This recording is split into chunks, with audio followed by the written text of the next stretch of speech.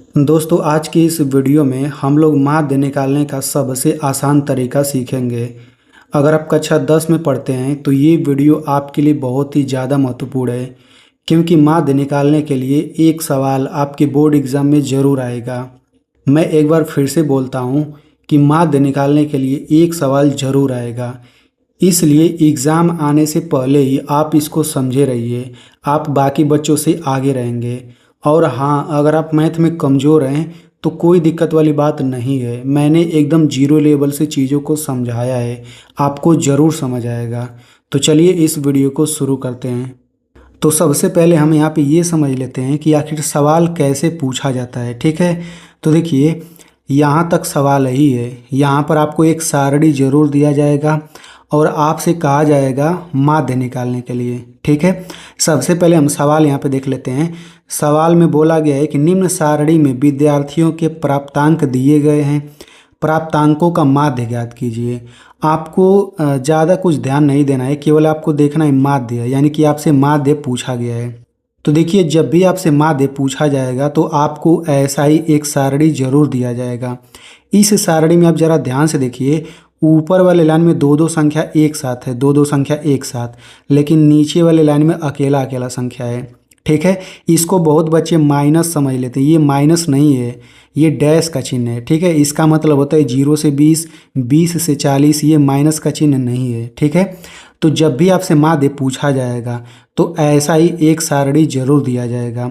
यहाँ पर कुछ भी लिखा जा सकता है, यहाँ पर भी कुछ भी लिखा जा सकता है, इसका कोई रोल नहीं है। ठीक है, अब यहाँ तक तो सवाल हो गया। तो इस सवाल को लगाने के लिए हम लोग ऐसा ही कुछ सारणी बना लेते हैं। ठीक है, अब इस सारणी में देखिए हम लोग क्या लिखेंगे। सबसे पहले हम इसी प्रश्न को लिख लेते हैं। तो देखिए यहाँ पर प्राप्तांक लिखा है, तो मैंने यहाँ पे प्राप्तांक लिख दिया।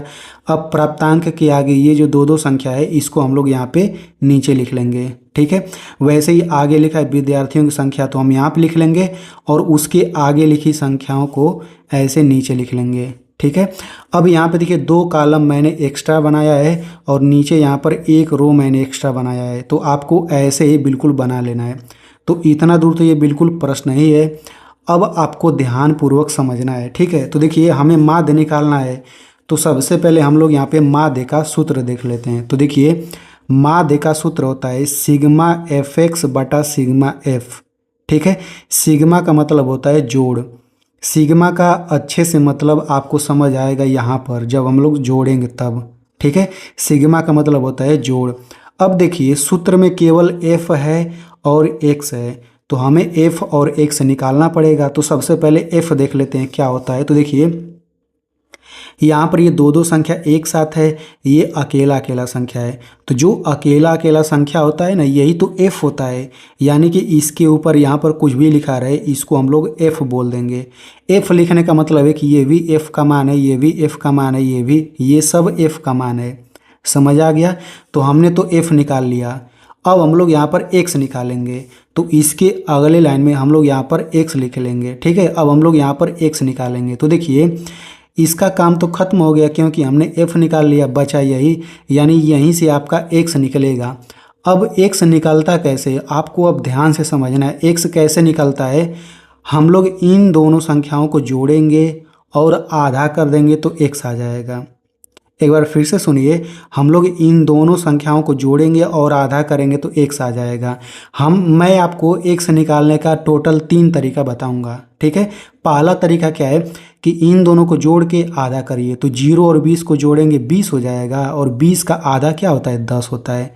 वैसे ही इन दोनों को जोड़िए, ये माइनस का मतलब घटाना नहीं होता है, मैंने पहले ही बता दिया। 20 और 40 को जोड़ेंगे 60 हो जाएगा, 60 का आधा क्या होता है, 30 होता है। ऐसे ही इन सब को निकाल सकते हैं। 40 और 60 को जोड़ेंगे 100, और 100 का आधा 50 होता है। 60 और 80 114 होता है, 140 होता है। 140 का आधा ये 70 हो जाएगा। 80 और 100 इनको जोड़ेंगे 180, और 180 का आधा 90 होता है। तो ये तो हो गया पहला तरीका कि जोड़ के हम लोग आधा कर देंगे। अब दूसरा तरीका सुनिए, ये जो एक्स आता है ना, इन दोनों संख्याओं के एकदम बीच वाला संख्या आता है, तो अगर आप 0 और 20 के एकदम बीच में कौन सा संख्या आएगा वो बता पा रहे हैं तो डायरेक्ट लिख दीजिए। तो 0-20 के बीच में 10 आता है, 20 और 40 के बीच में 30 आता है, 20 30 40 30 आता है बीच में, तो 30 हो गया।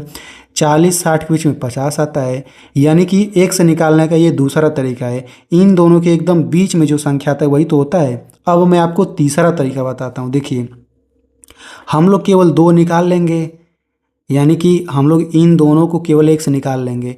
बाकी 1 से देखिए कैसे निकलेगा।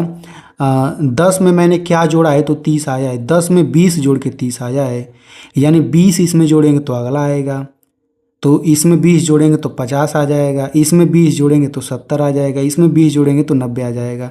तो इस प्रकार से हम लोग 1 से निकाल सकते हैं। मैंने आपको 3 तरीका बता दिया, जो भी आसान लगे वैसे आप निकाल सकते हैं। ठीक है। अब देखिए, सूत्र में तो f(x) है, बीच में कुछ नहीं होता है तो गुणा माना जाता है, यानी कि अब हमें f और x निकालना है गुणा करके। तो f और x का गुणा करेंगे तो fx आ जाएगा।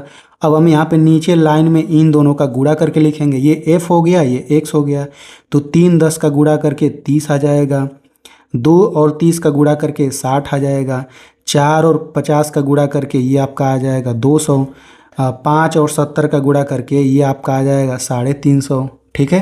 अब हम लोग 6 और 90 का गुणा करेंगे तो ये आपका आ जाएगा 540। ठीक है, तो मैंने इतना निकाल लिया।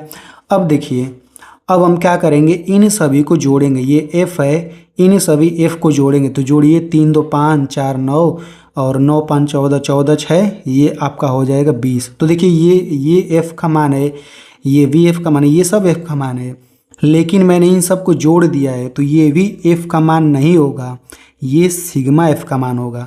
सिग्मा का मतलब हो गया जोड़ और f का मतलब हो गया ये f, यानी कि सभी f का जोड़ 20 आ गया। ठीक है, समझ आ गया। अब देखिए, सूत्र में तो सिग्मा fx था, ये निकल चुका है। अब हमें सिग्मा fx चाहिए, तो देखिए fx के लाइन में ये भी fx है, ये भी fx है, ये भी सब fx है। तो अब हम इन सभी को जोड़ेंगे तो यही तो आपका सिग्मा fx आएगा, यानी कि सभी fx का जोड़ सिग्मा जोड़ को बताता है ना। तो इन सब को जोड़ेंगे तो ये आपका आ जाएगा 1180। अब देखिए, अब हम क्या करेंगे, देखिए चूँकि हमें सूत्र में केवल इन्हीं दोनों का काम है, सिग्मा fx और सिग्मा f, लेकिन अगर हम लोग इसको जोड़ेंगे तो इसको सिग्मा x से दिखाएंगे, लेकिन सिग्मा x का कोई काम नहीं, बस मैं जानकारी के लिए आपको बता रहा हूँ। ठीक है, तो माध्य में हमें यही दोनों चाहिए तो निकल चुका है। सिग्मा fx बराबर 1180 लिख लेते हैं, फिर बटा सिग्मा f 20 आ गया है तो ये हो जाएगा 20। ठीक है। अब देखिए, काटने का एक नियम होता है कि ऊपर अंत में 1 0 नीचे भी 1 0 है, तो इन दोनों को काट सकते हैं, ये नियम होता है। तो ये हो जाएगा 118 बटा 2।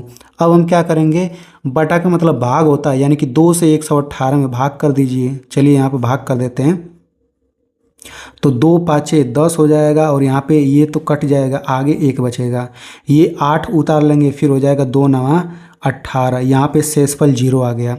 तो यही तो भागफल हम लोग यहाँ पे लिखते हैं 5 9, यही आपका आंसर है।